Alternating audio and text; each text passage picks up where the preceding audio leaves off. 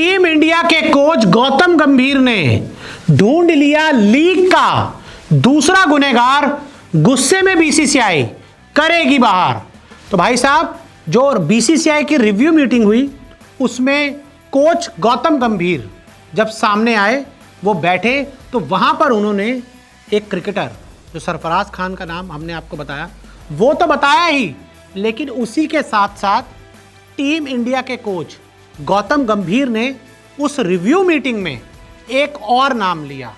जी हां, एक वो गुनहगार जो खबरें लीक कर रहा था, लगातार लीक कर रहा था, मीडिया को बता रहा था। जी हां, एक और गुनहगार है जिसने किया इंडियन क्रिकेट टीम का बंटाधार है। अब आप सोच रहे होंगे कि वो कौन गुनहगार है, तो मैं आपको बता दूं कि टीम इंडिया के जो कोच हैं गौतम गंभीर, उन्होंने उस मीटिंग में टीम इंडिया के एक स्टाफ मेंबर का नाम लिया है। एक स्टाफ मेंबर है, एसोसिएट कोच है, जिसका नाम टीम इंडिया के कोच गौतम गंभीर ने उस मीटिंग में सभी को बताया है। जी हां, एक और आदमी था, एक और शख्स था जो लगातार बार बार मीडिया को खबरें बता रहा था। और जब उस शख्स के बारे में मैंने जानना चाहा कि भाई साहब इन शख्स के बारे में बताइए, तो मुझे कुछ क्रिकेटर्स ने ये ऑन रिकॉर्ड बोला है कि भाई साहब उनका तो रेपुटेशन वैसे ही बहुत ख़राब है। वो जहाँ से आते हैं, जिस मायानगरी को वो बिलोंग करते हैं, उनका रेपुटेशन तो वहाँ बहुत ख़राब है। वहाँ पर क्रिकेटर्स, एडमिनिस्ट्रेटर उनसे दूर भागते हैं कि उनको तो कहा ही जाता है कि पत्रकारों के कोच हैं ये। अब कौन से कोच हैं वो मैं नहीं बताऊंगा इंडियन टीम में, लेकिन उनको तो कहा जाता है पत्रकारों के कोच हैं। ये आते हैं और पत्रकारों को खबर बताते हैं, खुद कुछ नहीं कर पाते हैं। ऑस्ट्रेलिया में इंडियन टीम ख़त्म हो गई, कुछ नहीं कर पाई, लेकिन यहाँ पर आप देख लीजिए, ये भाई साहब जाते हैं और मीडिया को अंदर की एक एक बात जो है ना वो बता देते हैं। और अब जो बीसीसीआई है वो इस शख्स पर, इस असिस्टेंट कोच पर बुरी तरह से भड़क चुकी है, क्योंकि इनका जो ट्रैक रिकॉर्ड है कुछ इसी तरह का रहा है। शेडी कैरेक्टर ये रहे हैं। नाम क्या है, अगर आप समझदार हैं तो समझ जाएंगे।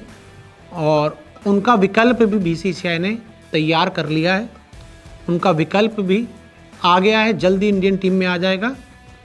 जो भाई साहब खबर लीक कर रहे थे ना, जो प्लांट कर रहे थे खबर, वो खुद तो ज़्यादा कुछ क्रिकेट खेल नहीं पाए, खुद तो जीवन में कुछ कर नहीं पाए, लेकिन हाँ वो टारगेट कर रहे हैं इस करंट टीम को गंदा कर रहे हैं। और हालांकि जहाँ तक सुनने सुनाई वाली बात है, कुछ एक सीनियर प्लेयर भी उनके साथ है और उनको लगातार सपोर्ट कर रहा है, उनको लगातार बैक कर रहा है। क्या रीज़न है समझ नहीं आ रहा कि क्यों इस इंडियन क्रिकेट टीम में पूरी तरह से अंधेर नगरी चौपट राजा वाला मामला चल रहा है। रोहित एक अपनी लाइन पे चल रहे हैं, गौतम गंभीर की एक अपनी लाइन है, सेलेक्टर साहब अगरकर साहब की अपनी लाइन है, कुछ सीनियर खिलाड़ी हैं वो एक अपनी अलग दिशा में चल रहे हैं। तो भाई साहब इससे क्या होगा?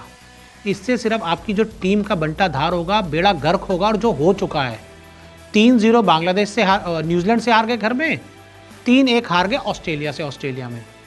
10 सालों के बाद ऑस्ट्रेलिया ने आपको टेस्ट सीरीज़ हराई है, और पता नहीं कितने 100 सालों के बाद न्यूजीलैंड ने 3-0 आपको घर में मारा है। मुझे तो याद ही नहीं आखिरी बार इंडियन टीम ने कभी क्लीन स्वीप घर में कब करवाया था। लेकिन वो कहते हैं ना रोहित शर्मा की भाषा में, 10-15 सालों में तो ऐसा होता है ना, ऐसा हो सकता है ना, इतना तो अलाउ होना चाहिए, शर्म आनी चाहिए बातें बोलने में। 3-0 घर पर हार कर इस तरह की बातें बोलने में ना आपको शर्म आनी चाहिए। और जो लॉबी चल रही थी ना बहुत टाइम से मुंबई वाली, कि मुंबई का कप्तान, मुंबई का सेलेक्टर, मुंबई का कोच, मुंबई का प्लेयर, अब इसके ऊपर अब अटैक होने शुरू हो गए हैं। और आप धीरे धीरे देखेंगे कि कैसे ये जो खबरें प्लांट होती थी, खबरें लीक होती थी, कैसे आकर बताया जाता था, अब उस पर कार्रवाई होगी, ज़ोरदार कार्रवाई होगी और बार बार कार्रवाई होगी। और कार्रवाई होनी शुरू हो गई है कि जो अंदर की बात बाहर बताएगा वो फिर जीवन में पछताएगा। नाम नहीं बताऊंगा उस कोच, असिस्टेंट कोच का। अगर आप समझदार हैं तो आप समझ गए होंगे, अंदेशा लगा सकते हैं। और उनका विकल्प भी इंडियन क्रिकेट बीसीसीआई ने तैयार कर लिया। और आपको बता रहा हूँ, अंदाज़ा लगा लिया है नाम सोच लिया तो कमेंट करके ज़रूर बताना।